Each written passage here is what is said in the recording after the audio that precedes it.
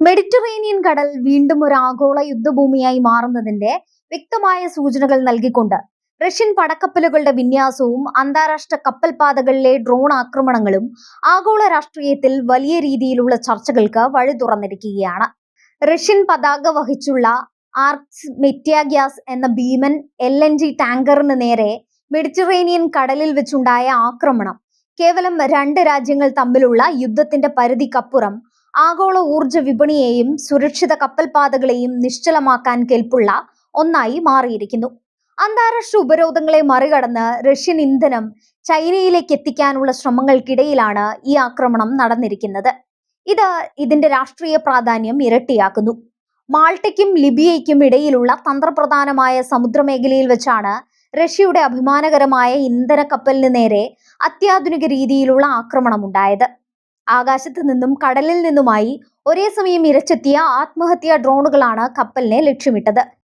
വ്യോമാക്രമണവും സമുദ്ര ഉപരിതലത്തിലൂടെയുള്ള സ്ഫോടക വസ്തുക്കൾ നിറഞ്ഞ ബോട്ട് ഡ്രോണുകളും ഒരേ സമയം ഏകോപിപ്പിച്ചുകൊണ്ട് നടത്തിയ ഈ നീക്കം അതീവ ആസൂത്രിതമായിരുന്നു എന്ന് വ്യക്തമാണ്.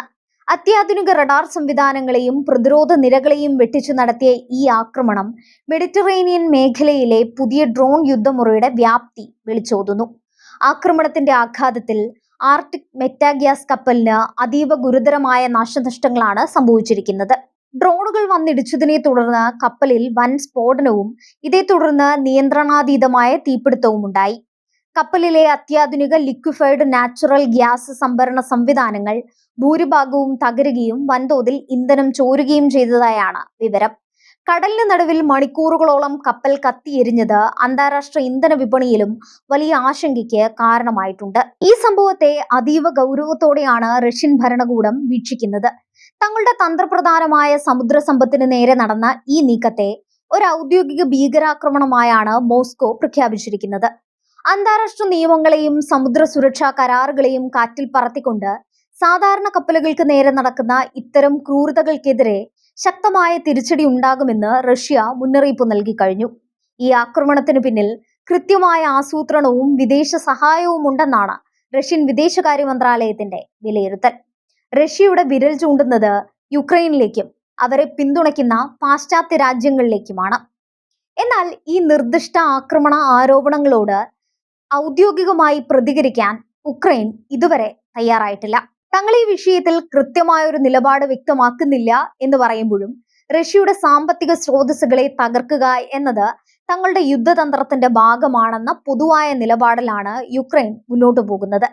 പാശ്ചാത്യ മാധ്യമങ്ങളും ഈ വിഷയത്തിൽ യുക്രൈന്റെ നിശബ്ദതയെ അതീവ താല്പര്യത്തോടെയാണ് നിരീക്ഷിക്കുന്നത്. ആക്രമിക്കപ്പെട്ട ആർക്ടിക് മെറ്റാഗ്യാസ് എന്ന കപ്പലിന് വലിയൊരു രാഷ്ട്രീയ പശ്ചാത്തലമുണ്ട്. യൂറോപ്യൻ യൂണിയന്റെയും പാശ്ചാത്യ രാജ്യങ്ങളുടെയും കടുത്ത ഉപരോധ പട്ടികയിൽ ഉൾപ്പെട്ടിട്ടുള്ള ഒരു കപ്പലാണിത്. റഷ്യക്കെതിരെയുള്ള സാമ്പത്തിക യുദ്ധത്തിന്റെ ഭാഗമായി പാശ്ചാത്യ ലോകം ഏർപ്പെടുത്തിയ വിലക്കുകളെ മറികടന്ന് സർവീസ് നടത്തിയിരുന്ന കപ്പലുകളെ ലക്ഷ്യമിട്ടുള്ള കൃത്യമായ നീക്കമാണിതെന്ന് ഇതിലൂടെ വ്യക്തമാകുന്നു. ഉപരോധം ലംഘിക്കുന്ന കപ്പലുകൾ അന്താരാഷ്ട്ര സമുദ്രത്തിൽ സുരക്ഷിതരല്ലെന്ന ശക്തമായ സന്ദേശമാണ് ഇതിലൂടെ നൽകപ്പെട്ടിരിക്കുന്നത്. റഷ്യയിലെ മർമാൻസ്കിൽ നിന്നും ഇന്ധനവുമായി ചൈനയെ ലക്ഷ്യമാക്കിയായിരുന്നു ഈ കപ്പലിന്റെ യാത്ര.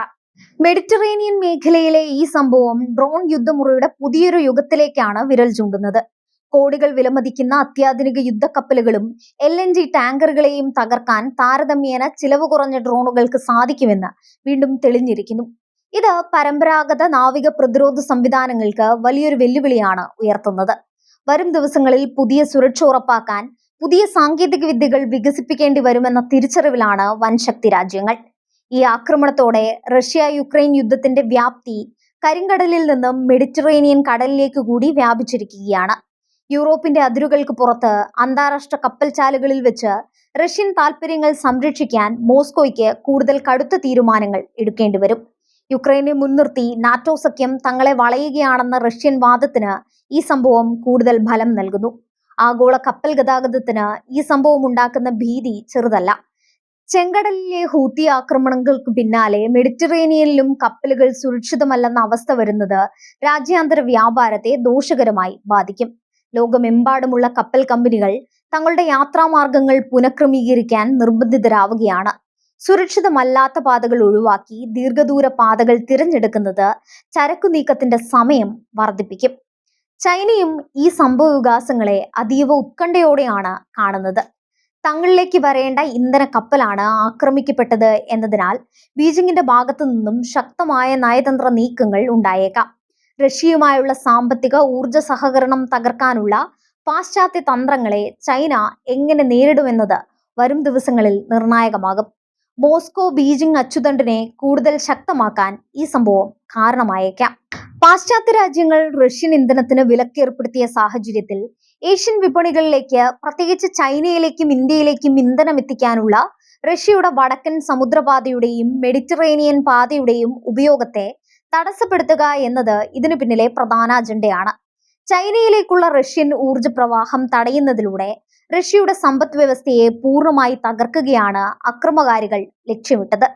ഈ ആക്രമണം നടന്നതിന് തൊട്ടു പിന്നാലെ മെഡിറ്ററേനിയൻ കടലിൽ റഷ്യൻ നാവികസേന അതീവ ജാഗ്രതയിലാണ്.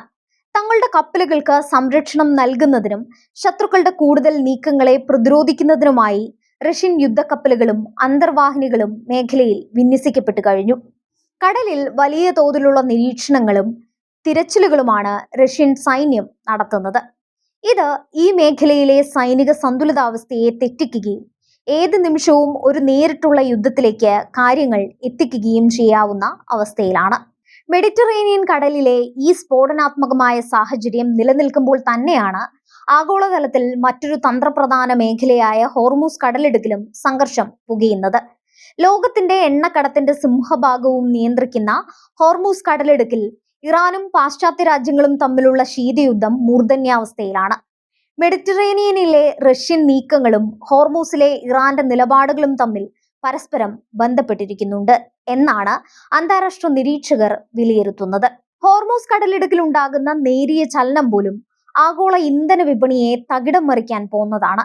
ഒരേ സമയം മെഡിറ്ററേനിയൻ സമുദ്രത്തിലും ഹോർമൂസ് കടലിടുക്കിലും യുദ്ധസമാനമായ അന്തരീക്ഷം രൂപപ്പെടുന്നത് ആഗോള വിതരണ ശൃംഖലയെ പൂർണ്ണമായും തകർക്കും. കപ്പലുകളുടെ ഇൻഷുറൻസ് തുക കുതിച്ചുയരുന്നതിനും ചരക്കുകൂലി വർദ്ധിക്കുന്നതിനും ഇത് കാരണമാകും.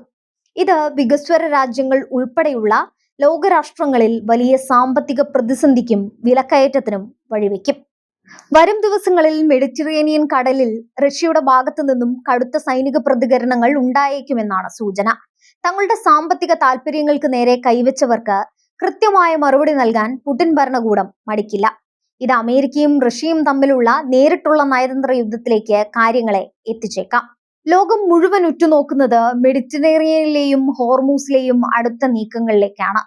കാരണം അവിടെ വീഴുന്ന ഓരോ തീപ്പൊരിയും മാറ്റുന്നത് ലോകത്തിന്റെ തന്നെ ഭാവിയാണ്.